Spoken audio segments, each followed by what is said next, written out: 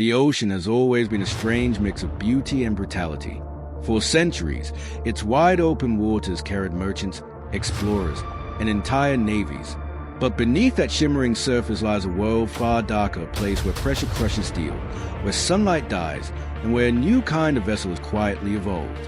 Not for science, not for national pride, but for profit, illegal, global, and staggering. These are narco-submarines.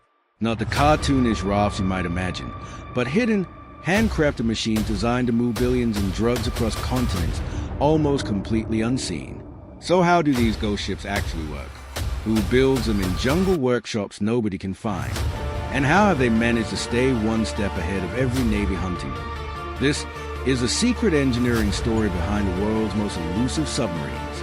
Chapter 1, Born in the Jungle. Our story begins deep inside the humid jungles of Colombia, where the air tastes like resin, where the ground is mud, and where the law simply doesn't reach. Here, under blankets of leaves and tops, workers with no names and no blueprints build the first generation of these vessels. They are called low-profile vessels, or simply LPVs. Imagine a long, narrow hull made of fiberglass and steel sheets, hammered together in the shadows. Inside, the smell of epoxy is so strong it burns your lungs. Yet these improvised workshops produce something shockingly advanced, a boat that rides just below the surface, nearly invisible from every angle. Fully loaded. Only a tiny cockpit and a thin exhaust pipe poke out of the water. To radar, they look like noise. To aircraft, they're almost invisible. And to patrol boats, they are just another wave. They are powered by a single diesel engine, usually ripped straight from a truck, and crewed by 3 or 4 men. Often fishermen paid a small fortune for a one-way gamble. All they have is a GPS, a compass, and hope that the ocean doesn't decide to swallow them. Incredibly, many of these primitive LPVs made the journey unnoticed. But not all. In 2008, one was captured off the coast of Honduras. Inside, officers found ruptured fiberglass skin and bale after bale of tightly packed cocaine. But even that wasn't just a bust. It was feedback data lesson. And in the jungle, lessons spark evolution. Chapter 2, the Transatlantic Giants. As patrols grew stronger, the subs grew bigger.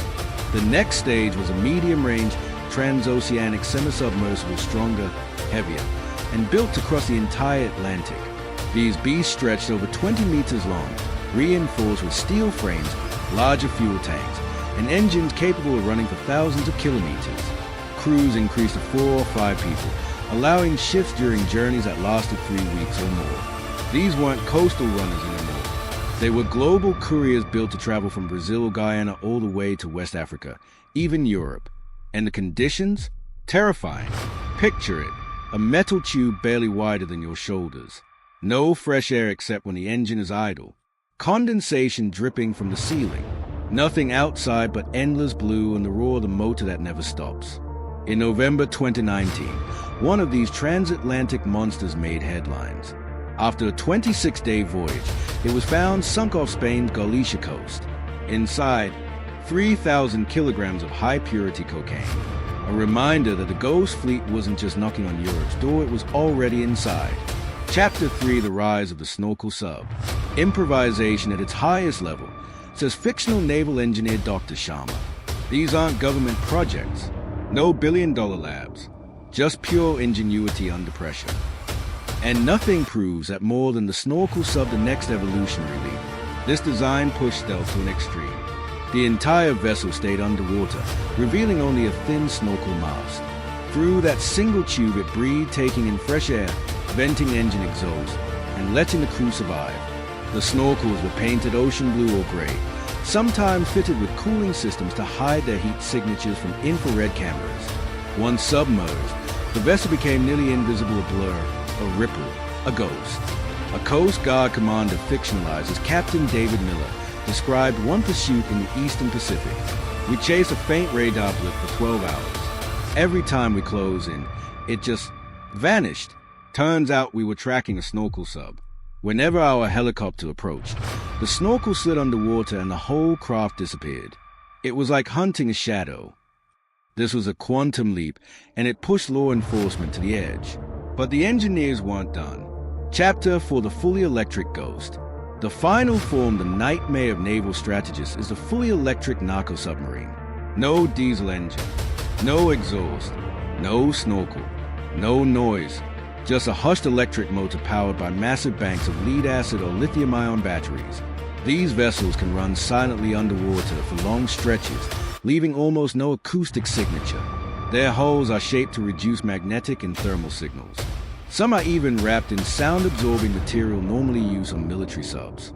In 2020, Colombian authorities discovered one in construction. 30 meters long, capable of carrying 8 tons of cargo, built to dive 10 meters deep. This wasn't a jungle craft. This was a purpose-built machine, created in a secret facility with real tools, real equipment, and real expertise. The line between cartel engineering and military engineering blurred. Chapter 5. Machines without crews. And now, the most disturbing twist yet. Unmanned narco-submarines, narco-drones, autonomous underwater couriers. These are essentially underwater torpedoes packed with drugs. No crew, no life support. Smaller, cheaper, harder to detect and disposable. They navigate using pre-programmed GPS routes, occasionally surfacing to grab a satellite signal. Some even contain Starlink terminals, allowing real-time video control and remote navigation from anywhere on Earth. There's no one to arrest, no one to question. If authorities find one, smugglers simply sink its cargo and all into thousands of meters of water. It's the new frontier, a silent, underwater swarm. Epilogue: human ingenuity, dark intentions. For all their criminal purpose, narco-subs reveal something chilling about human creativity. These machines are born of desperation, risk, and the promise of profit, built by people who solve engineering puzzles with almost no resources, yet manage to outsmart entire fleets. And as long as global demand drives the trade, the shadow shipyards will keep humming. The ghost fleet will keep evolving. And somewhere, in the deep blue silence, a new design is already being tested. The question is no longer whether these vessels will advance. It's how far they'll go, and what unseen threats may already be rising from the depths.